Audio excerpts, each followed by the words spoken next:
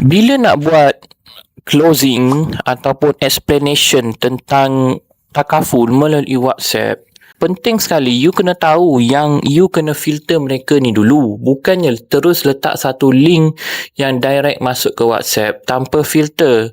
Persoalan dia macam mana nak filter? You kena ada landing page. Dalam landing page ni ada explain pasal you punya offer dan ada form mereka kena isi. Orang-orang yang tak serius ni kan, mereka tak nak isi sangat benda-benda ni sebab mereka kena masukkan nama, email, nombor phone kan. Kena jawab beberapa soalan. So orang-orang yang tak serius ni, mereka agak keberatan nak isi. Tetapi orang-orang serius yang betul-betul nak tahunya, betul-betul nak selesaikan masalah, mereka akan tetap isi.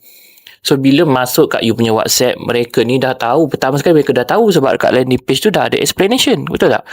Yang kedua, mereka ni lebih qualified sebab mereka ada barrier, ada benda yang menapis mereka sebelum masuk ke WhatsApp. Tak adalah orang yang tiba-tiba tekan link terus masuk WhatsApp. Tak kisahlah link tu you letak dekat you punya social media, dekat content ataupun dekat ads, paid, iklan berbayar. Tetap you kena ada satu tapisan yang mana tak boleh terus masuk WhatsApp. You sendiri pun dah tahu selama ni banyak sangat kan leads yang tak berkualiti masuk tanya-tanya main-main kan. So tiba masanya untuk berubah.